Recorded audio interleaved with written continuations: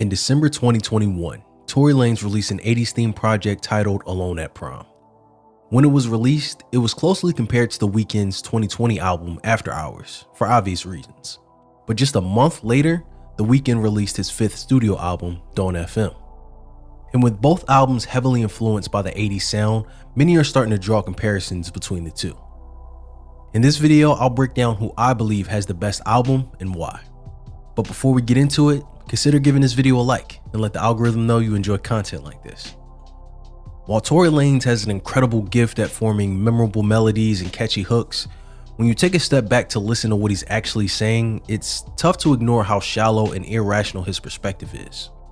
From the beginning of the album, Tory explains his habit of chasing women that don't want him, but somehow he convinces himself to keep doing it. Not only does he understand that the women he's chasing after don't want him, but he also knows that they won't love him as much as the woman he has at home, who he constantly cheats on.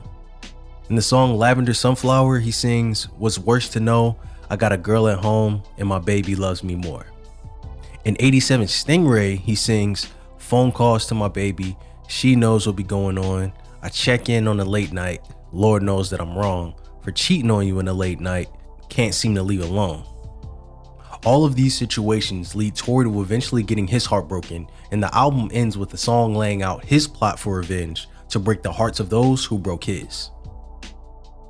Now compare that to Don't FM, a metaphorical purgatory in the form of a radio program hosted by Jim Carrey.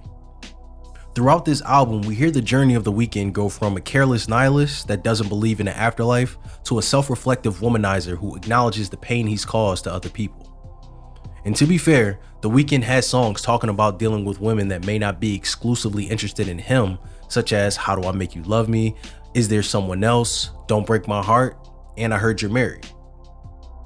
But the main difference, in my opinion, is the awareness he has throughout all of these songs and the evolution of his mentality to realize he doesn't want to pursue that type of relationship anymore. Dawn FM ends with The Weeknd understanding that this void he's trying to fill with drugs and women ultimately needs to be filled with something of substance. He realizes his behavior is a result of his trauma, but he takes responsibility for this and takes ownership for all of the pain he's caused throughout his journey. It's a true character arc for The Weeknd. Whereas Alone at Prom lacks that substance and finality of a lesson learned. For example, in the 9th song, 87 Stingray, Tory sings about cheating on his girl in a late night and her knowing about it.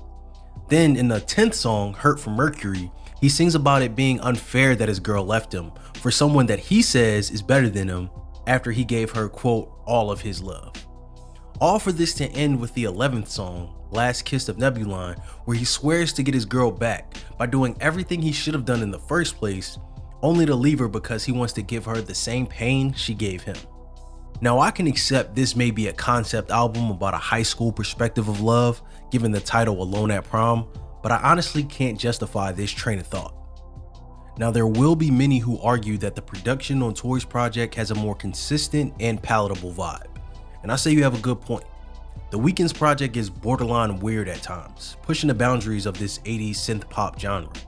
However, I do feel like he knocks it out the park for the majority of the album, and songs like Take My Breath and Sacrifice feel timeless and evoke the memory of legendary albums like Thriller.